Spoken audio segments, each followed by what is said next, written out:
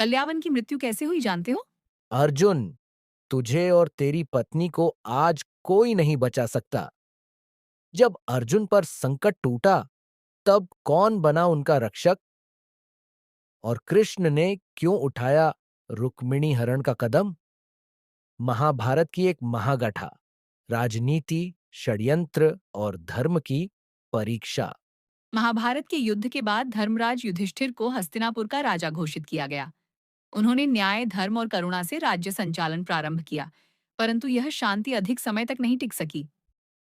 उसी दौरान यादवों के शत्रु कल्यावन ने आक्रमण कर दिया। उसने जब यह सुना कि अर्जुन अपनी पत्नी सुभद्रा के साथ द्वारका में है, उसने वहां हमला कर दिया।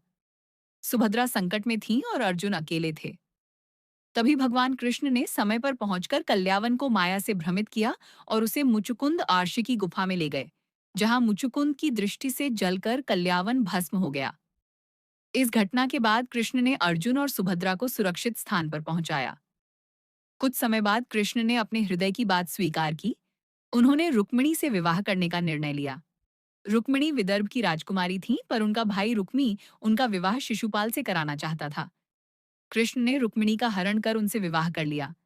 इधर हस्तिनापुर में युधिष्ठिर के राजा बनते ही राजपरिवार में नए संबंधों की चर्चा होने लगी।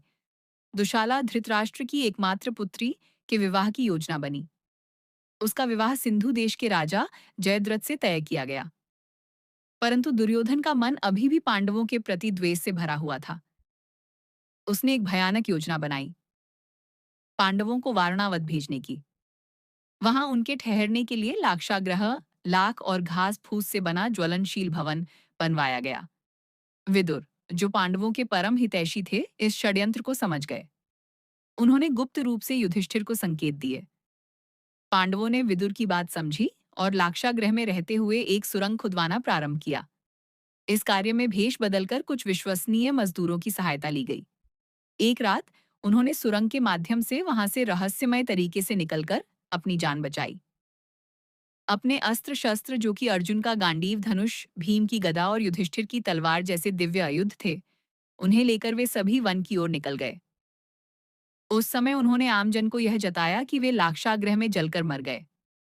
वन में उनका जीवन कठिन था। पांडवों ने अपने धैर्य, संयम और पराक्रम से जंगल के जीवन को अपनाया। कभी ब्राह्मणों की सेवा करते, कभी शिकार कर भोजन लाते और कभी शास्त्रों का अध्ययन करते। द्रौपदी भी उनके साथ थीं, जिन्होंने हर संकट में उनका साथ दिया। इस प्रकार पांडवों का वनवास प्रारंभ हुआ। धर्म की राह कठिन हो सकती है, लेकिन जब पथ पर विश्वास और साथ में श्री कृष्ण हो, तो हर कल्यावन राग बन जाता है। कल्यावन का अंत हो चुका था। मुचुकुंद की प्रचंड दृष्टि से वह राख में बदल चुका था। कृष्ण ने अर्जुन की ओर देखा, मुस्कुराहट में शांति थी और दृष्टि में संकेत। अर्जुन ने पूछा, माधव, आपने मेरे लिए ये सब क्यों किया? कृष्ण ने उत्तर दिया, जो धर्म के पथ पर चलता है, उसके रक्षक स्वयं धर्मराज होते हैं, और धर्म मैं हूं।